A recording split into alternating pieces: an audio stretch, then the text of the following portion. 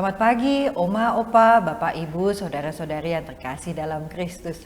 Senang sekali saya Tania pada hari ini ditemani oleh Saya Romo Max Sisoge. di acara Oke, Oke Hari Ini, Orang Kudus Hari Ini. Selamat pagi Romo. Selamat pagi. Senang sekali ketemu lagi dengan Ya. Romo Max ini. Apa kabar? Kabar baik-baik saja, puji Tuhan. Luar biasa. Romo, pada hari ini 2 Oktober 2022 kita memperingati Pesta Malaikat Pelindung. Nah, mungkin Romo bisa sharing nih, siapa ini Malaikat Pelindung dan apa sih sebenarnya tugasnya untuk kita semua di sini? Silakan Romo. Baik, hari ini seperti tadi sudah disampaikan, kita merayakan Pesta Malaikat Pelindung. Omong tentang Malaikat Pelindung, kita omong tentang para malaikat, ini bukan tanpa landasan, bukan tanpa dasar, karena kitab suci sendiri mencatat tentang ini. Kalau kita ingat atau kalau kita baca dalam kitab suci, mulai dari perjanjian lama sampai dengan perjanjian baru, itu banyak kali disebutkan atau diceritakan tentang malaikat, kehadiran malaikat. Misalnya kita contoh dalam Kejadian, kisah tentang Adam dan Hawa ketika mereka diusir keluar dari Taman Eden, Tuhan menyiapkan atau mengirim malaikat untuk menjaga supaya mereka jangan masuk kembali ke Taman Eden. Kemudian kita juga bisa melihat dalam kitab suci kisah tentang Abraham, di mana ketika Abraham dicobai oleh Tuhan untuk mengorbankan Ishak anaknya, disebutkan bahwa malaikat Tuhan akhirnya datang untuk mencegah dia supaya jangan sampai dia mengorbankan anak tunggalnya Ishak itu. Atau juga kisah bagaimana Yakub atau juga yang namanya Israel, dia itu bergulat dengan malaikat semalaman, sehingga akhirnya dilukiskan bahwa malaikat itu kalah bergulat sama dengan Yakub atau Israel. Dan juga banyak kisah yang lain yang dilukiskan dalam perjanjian lama tentang kehadiran malaikat.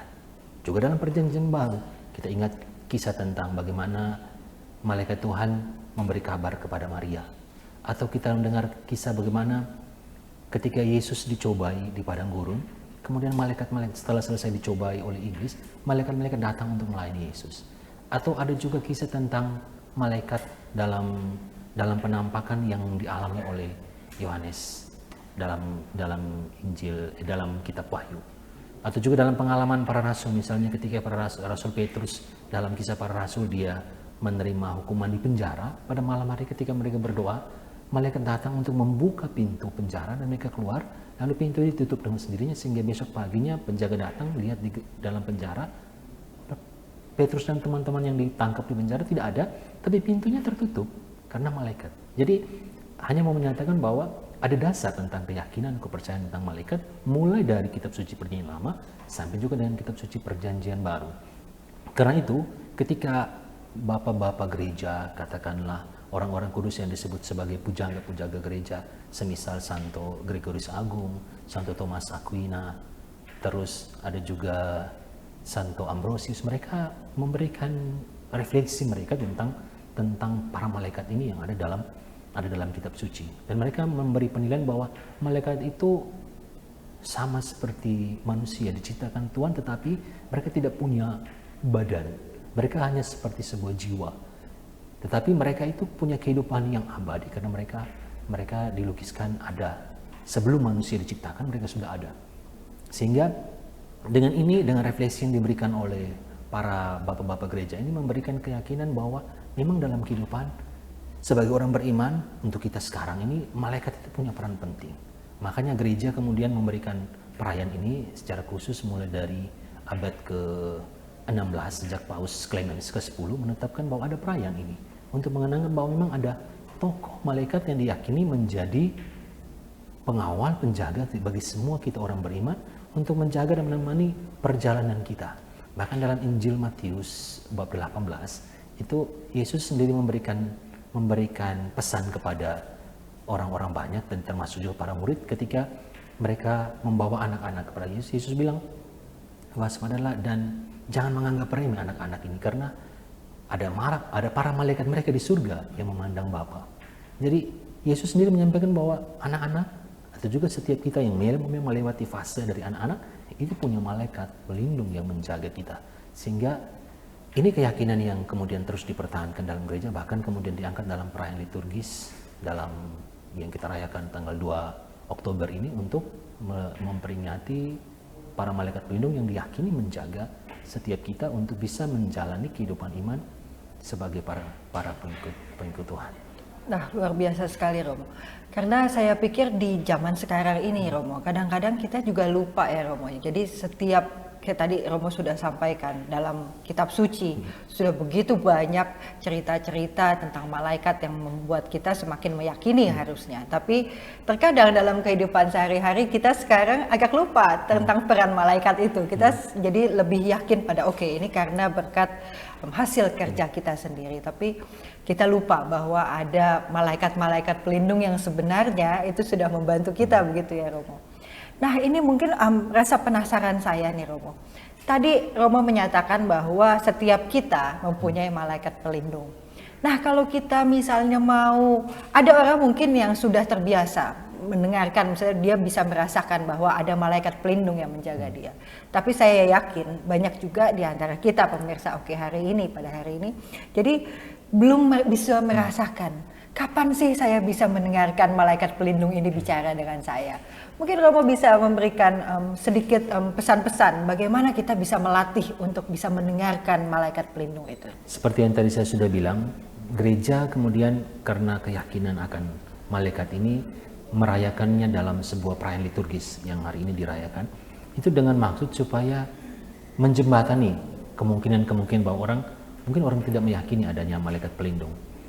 Saya mau tambahkan sedikit tadi apa yang saya sudah sampaikan sebelumnya, bahwa dari zaman abad pertengahan misalnya, itu ketika sudah mulai ada perayaan untuk mengenangkan ini, lalu muncul para seniman yang kemudian merefleksikan kehadiran malaikat, sehingga kalau kita lihat ada lukisan-lukisan gambar sosok malaikat bersayap, dan bahwa malaikat itu digambarkan bahwa tidak punya jenis kelamin laki-laki atau perempuan, tidak disebutkan mereka, karena mereka hanya sebagai roh, hanya kemudian imajinasi para seniman, mereka kemudian melukiskan bagaimana malaikat-malaikat itu dengan bersayap sebagai sebuah jiwa, mereka bersayap, tidak diketahui mereka jenis kelamin apa, dan itu biasanya menghiasi ornamen-ornamen ataupun lukisan-lukisan atau patung-patung yang ada dalam gereja-gereja. Bahkan sampai sekarang juga kita lihat seringkali ada gambar atau ada patung-patung malaikat-malaikat. Bahkan juga dalam perayaan Ekaristi juga, ketika mau doa dalam privasi Kudus juga disampaikan ada paduan suara para malaikat yang menyampaikan itu, karena mengambil kutipan dari kitab suci sendiri. Jadi ini hanya untuk kembali kepada pertanyaan tadi, bahwa kita dengan perayaan para malaikat ini dan juga dengan mengenal bahwa ini sebuah keyakinan yang juga diakui dalam gereja, dalam para bapak-bapak gereja, magisterium gereja namanya itu, mereka memberikan keyakinan akan kehadiran ini, sehingga dari kita sebagai orang beriman, kita mesti memiliki keyakinan yang sama ini supaya itu bisa menjadi pegangan, menjadi sebuah iman yang kita miliki, iman akan kehadiran para malaikat. Karena ya namanya keyakinan, kalau itu tidak ada ya memang kita tidak bisa jalani dengan baik. Jadi harus tumbuh dulu keyakinan itu, baru dengan keyakinan itu bisa mungkin secara tidak bisa serta-merta saya sudah yakin lalu akhirnya saya bisa tahu bahwa ada malaikat atau tidak. Bukan begitu juga. Ketika kita sudah yakin bahwa ada kehadiran malaikat pelindung kita masing-masing, yaitu sebenarnya hanya untuk memberikan rasa keyakinan, percaya diri, dan juga rasa bahwa ada malaikat yang menjaga kita, sehingga ya kita mau menjalani kehidupan sesuai dengan apa yang menjadi kehendak Tuhan. Jadi memang mungkin kita juga perlu juga ada usaha dari kita ya Romo, seperti ya, jadi kita juga perlu untuk listen, jadi kita perlu juga untuk mendengarkan sebenarnya. Ya mungkin kalau sekarang ya ada yang mungkin bilang suara hati atau mungkin ya vision atau itu, tapi saya percaya bahwa ini sebenarnya suara-suara yang mengarahkan kita pada hal-hal yang baik. Ini adalah suara-suara bantuan dari malaikat pelindung kita masing-masing, begitu Romo. Luar biasa sekali. Saya rasa ini menjadi tantangan juga, bahkan mungkin di generasi, bahkan mungkin buat opa-oma di rumah yang mungkin merasa kesepian ya Romo ya. Jadi mungkin apakah ada doa khusus nih Romo? Maksudnya apakah kita bisa mohon kehadiran malaikat pelindung Romo? Ada, kalau macam bilang doa khusus, ada doa malaikat pelindung, jagalah, sertailah. Ada doa-doa rumusan doanya itu. Tapi kalau tidak juga kita bisa sampaikan doa secara pribadi dengan keyakinan tadi bahwa kita yakin Tuhan itu menyiapkan malaikat pelindung untuk setiap kita. Ya, kita tidak tahu itu malaikatnya malaikat siapa atau malaikat itu dalam sosok apa kita tidak tahu, tetapi kita yakini ada penyertaan Tuhan. Tuhan menyertai kita melalui juga kehadiran para malaikat pelindung yang karena tadi seperti keyakinan bapak-bapak gereja merenungkan, merefleksikan apa yang ada tertulis dalam kitab suci, itu mereka berupa roh. Jadi kita tidak bisa lihat secara langsung, hanya direfleksikan, dikenangkan, dan diimankan bahwa mereka itu hadir. Luar biasa sekali. Terima kasih banyak Romo Maksi untuk penjelasan singkat tapi padat dan jelas sekali. Baiklah Opa Oma, Bapak Ibu, Saudara-saudari terkasih dalam Kristus, semoga melalui pesta para malaikat pelindung kita semakin bisa mendengarkan kehadiran, merasakan kehadiran Tuhan melalui malaikat-malaikat pelindung ini.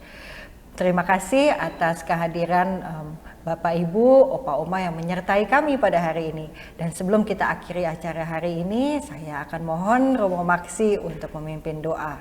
Silahkan Romo. Baik, mari kita berdoa. Dalam nama Bapa dan Putra dan Roh Kudus. Amin. Ya Tuhan, Allah Tritunggal yang Maha Kudus, Allah Bapa, Allah Putra, Allah Roh Kudus, kami bersyukur dan berterima kasih Engkau senantiasa memberikan penyertaan untuk kami melalui kehadiran para malaikat pelindung yang kami yakini hadir, menyertai, dan menemani seluruh perjalanan ataupun pesiaran hidup kami masing-masing. Terima kasih Tuhan karena melalui malaikat pelindung kami Engkau sertai, Engkau dampingi untuk boleh menjalani apa yang menjadi kehendak-Mu. Terima kasih karena kehadiran para malaikat pelindung yang kadang-kadang tidak sempat kami sadari, tetapi kami yakini dalam ajaran iman ada untuk senantiasa mendampingi kami. Semoga kami juga belajar untuk boleh memahami, merenungkan, dan juga meyakini kehadiran mereka bersama kami untuk menjalani kehidupan kami dengan pengalaman kami masing-masing. Para malaikat menjadi kekuatan dan penuntun bagi kami, yang menjadi pelindung bagi kami dalam kehidupan ini. Semoga semangat dari penyertaan dan perlindungan para malaikat pelindung menjadi kekuatan untuk menemani langkah-langkah dalam kehidupan kami. Para malaikat pelindung kami, doakanlah kami. Kemuliaan kepada Bapa dan Putra dan Roh Kudus, seperti pada permulaan, sekarang, selalu, dan sepanjang segala abad. Amin. Dalam nama Bapa dan Putra dan Roh Kudus. Amin. Terima kasih sekali Romo. Baiklah, Opa Oma, Bapak Ibu, Saudara-saudara yang terkasih, sampai jumpa di acara Oke hari ini, Orang Kudus hari ini berikutnya.